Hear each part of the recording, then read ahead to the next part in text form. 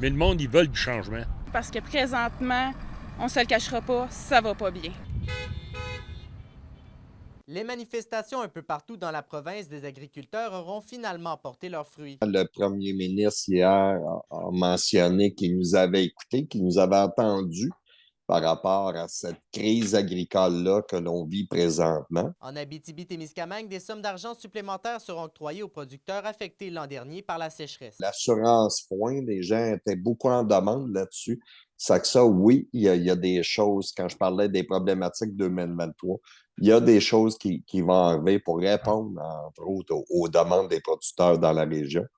Il faut voir l'agriculture pas comme une dépense, mais comme un investissement. Puis quand on investit là-dedans, ben, on investit dans le garde-manger des Québécois et Québécois. À la fin du mois d'avril, plusieurs centaines d'agriculteurs avaient pris d'assaut les rues de Rouyn-Noranda, comme dans plusieurs autres villes du Québec.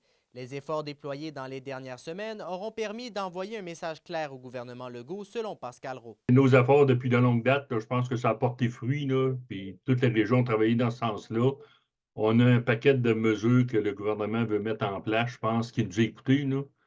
Fait que nos efforts, puis tous les producteurs, ça n'a pas été vain, là. Pour l'UPA régional, l'entente de principe conclue est certes un pas dans la bonne direction pour le monde de l'agriculture, mais il reste encore certaines étapes avant de pouvoir crier victoire. La semaine prochaine, c'est sûr que quand toutes les attentes ou que les ententes vont être passées vers le Conseil des ministres, fait que là, on va pouvoir le divulguer au niveau de nos membres, de quelle façon que l'aide va arriver sur le terrain. Les détails des pourparlers seront dévoilés une fois la rencontre du Conseil des ministres terminée, rencontre qui se déroulera la semaine prochaine.